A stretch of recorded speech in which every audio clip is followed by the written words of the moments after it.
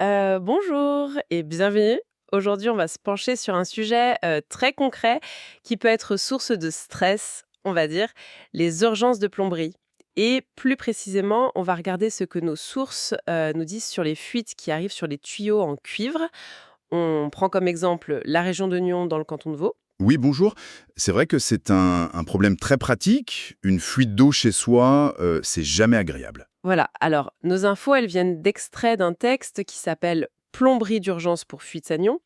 Ce texte, il décrit les services d'une entreprise locale, Hugo Dubois, face à ce genre de situation. Donc, notre but, c'est de décrypter un peu, via cet exemple, quels sont les problèmes qu'on rencontre souvent avec ces installations en cuivre, comment les professionnels interviennent en principe en cas d'urgence, et puis, bon, quels services sont proposés, quoi. Tout à fait.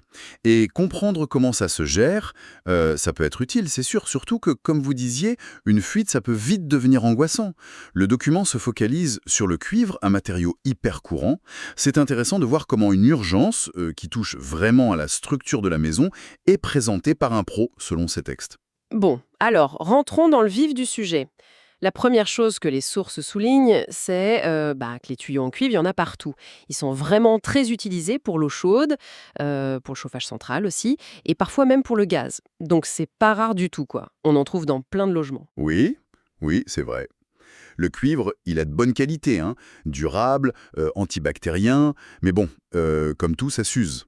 Avec le temps, la corrosion, ou même juste des petits mouvements du bâtiment, ça peut finir par fuir. Le document parle de différents types de fuites d'ailleurs. Ah oui? Lesquels? Ça peut être un simple sointement, presque rien au début, ou alors carrément une rupture nette de la canalisation. Une grosse fuite, quoi. Et là, le texte soulève un point intéressant, je trouve. Le fait que parfois ces fuites, elles sont cachées. On voit pas forcément tout de suite le problème. Exactement. On imagine bien la grosse flaque d'eau, ça oui.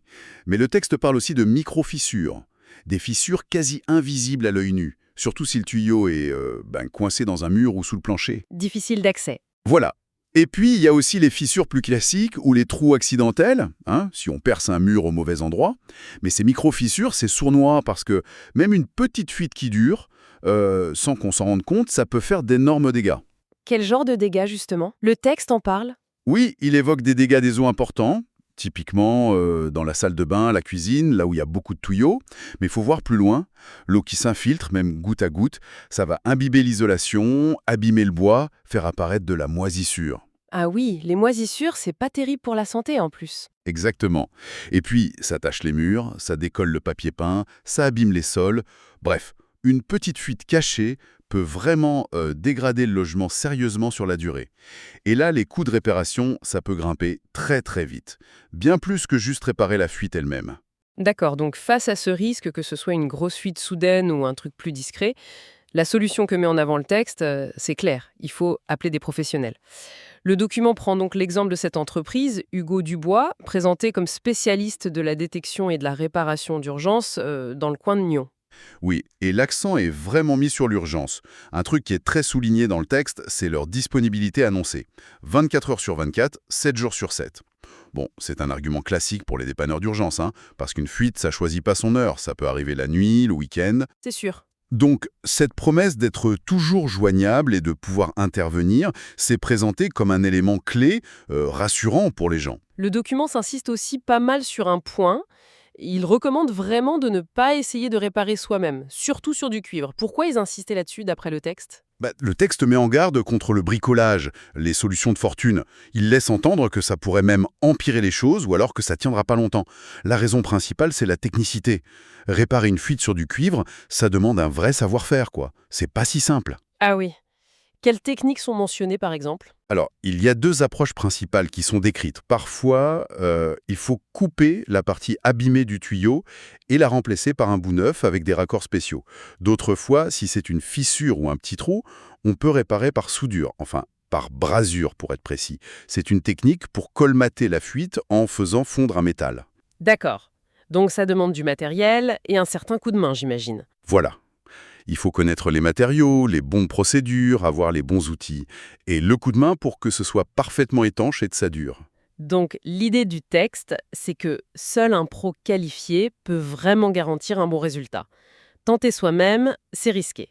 c'est tout à fait ça le message. Faire appel à une entreprise spécialisée, comme celle de l'exemple, c'est présenté comme la garantie d'un travail fait dans les règles de l'art. Ça veut dire non seulement arrêter la fuite efficacement, mais aussi s'assurer que la réparation va tenir et qu'elle ne va pas créer d'autres problèmes plus tard. C'est une question de sécurité en fait. Ok. Alors, parlons du processus d'intervention maintenant. Une fois que le pro est là, comment il fait, surtout si on voit pas bien d'où vient la fuite? Ah ça, c'est un point intéressant. Le document met en avant l'utilisation de méthodes modernes, non destructives comme ils disent.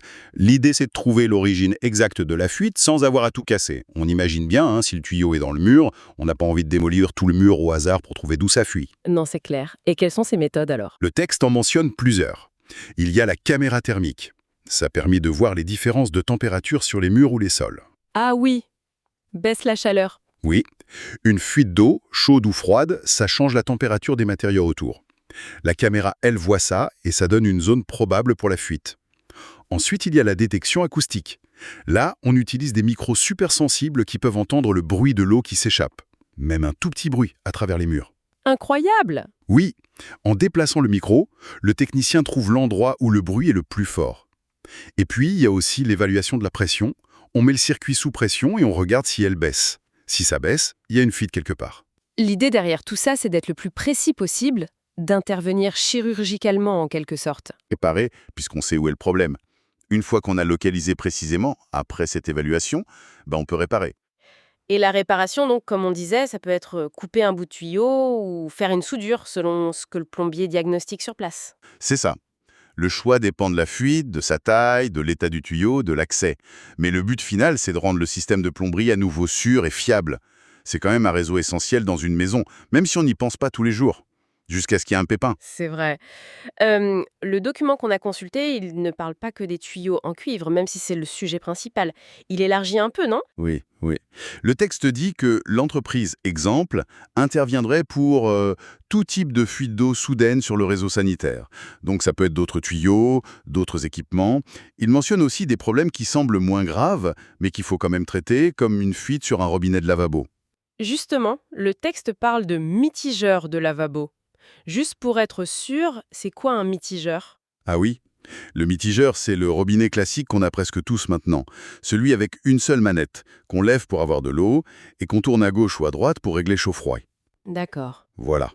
Une fuite à ce niveau-là, sur le robinet lui-même ou ses raccords, ça peut aussi être pénible et gaspiller de l'eau. Et d'ailleurs, le texte fait une remarque là-dessus. Même un simple goutte à goutte, ça finit par faire beaucoup d'eau gaspillée et ça se voit sur la facture. C'est une autre raison, d'après le texte, pour agir vite, même si ça n'a pas l'air d'une catastrophe. Tout à fait. Ça montre que l'urgence, c'est pas seulement les gros dégâts, ça peut aussi être une question de ressources et de budget. C'est un autre aspect. Le document, il a l'air d'avoir une sorte de section questions fréquentes, qui donne des infos pratiques, toujours avec l'exemple de cette entreprise à Nyon. Qu'est-ce qu'on y apprend? Oui, il y a 2 questions pratiques importantes qui sont abordées, d'après ce qu'on a lu. D'abord, la question du coût d'un dépannage d'urgence. Le texte dit clairement qu'il n'y a pas de prix fixe. Logique. Ça dépend de plusieurs choses. L'ampleur de la fuite, évidemment. Réparer une micro-fissure facile d'accès, c'est pas pareil qu'intervenir sur un tuyau éclaté dans un coin pas possible. Oui, ça se comprend. L'accessibilité aussi. Est-ce qu'il suffit d'ouvrir une petite trappe ou est-ce qu'il faut démonter des meubles, ouvrir un mur? Ça joue sur le temps passé. Et puis, s'il faut remplacer des pièces, le coût du matériel, bout de tuyau, raccord, etc., s'ajoute à la main-d'œuvre. D'accord. Mais alors, comment on sait combien ça va coûter? C'est là qu'intervient un point important présenté comme une garantie dans le texte. Et la promesse de donner un devis détaillé avant de commencer les travaux de réparation. Ça, c'est essentiel pour que le client sache à quoi s'attendre et n'ait pas de mauvaise surprise sur la facture. Ah oui, ça c'est crucial pour la confiance, c'est sûr. Et la deuxième question pratique? La deuxième, c'est le délai d'intervention à Nyon pour une fuite sur du cuivre. Là, le document annonce pour cette entreprise qu'ils peuvent intervenir dans l'heure après l'appel. Il est précisé qu'un plombier vient sur place, évalue la situation et propose la réparation la plus adaptée à l'urgence. Cette rapidité s'est évidemment mis en avant comme un gros avantage pour un service d'urgence. Oui, on imagine bien que quand l'eau coule partout, chaque minute compte. Et cette promesse d'intervenir vite, si elle est tenue, c'est un argument fort. Le texte a l'air d'insister aussi sur la qualité, non? Oui, le document parle d'une exigence de qualité pour toutes les interventions, urgentes ou pas. Et il mentionne aussi la bonne réputation que l'entreprise aurait dans le canton. Bon, ça c'est classique pour rassurer le client sur le sérieux du prestataire. Si on essaye de résumer ce que ce document nous apprend sur la gestion de ces urgences de plomberie via cet exemple à Nyon, quels seraient les points clés? Alors, si on se base sur ce texte, on dirait que face à une urgence comme une fuite sur du cuivre, les gens attendent principalement 3 choses. Premièrement, la rapidité. Pouvoir avoir quelqu'un très vite. Le délai d'1 heure est cité comme objectif dans l'exemple. Oui, Deuxièmement, l'expertise technique. Avoir affaire à des pros compétents qui savent trouver le problème, même caché, avec les bonnes méthodes et qui font une réparation solide. d'accord. Et troisièmement, la transparence. Être informé clairement des coûts avant que ça commence grâce à un devis. Ce trio rapidité, expertise, transparence semble être, d'après la source, ce qui définit un bon service d'urgence dans ce domaine. C'est une bonne synthèse, oui.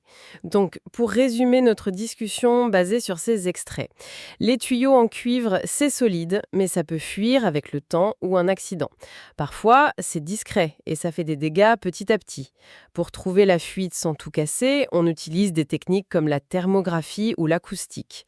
La réparation elle-même, coupée ou soudée, ça demande un vrai savoir-faire pro. Et les services d'urgence spécialisés, comme celui décrit dans notre source pour Nyon, insistent sur leur disponibilité 24/7, leur vitesse d'intervention, l'objectif d'1 heure est mentionné, et la clarté sur les prix avec un devis. C'est tout à fait ça. Et ça nous amène peut-être à une petite réflexion pour finir, qui va un peu au-delà des tuyaux en cuivre à Nyon.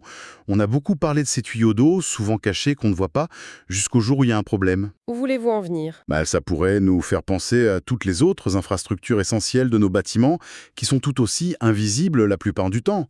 Pensez aux fils électriques, dans les murs, aux gaines de ventilation dans les plafonds, peut-être même à certains éléments de la structure du bâtiment qu'on ne voit pas.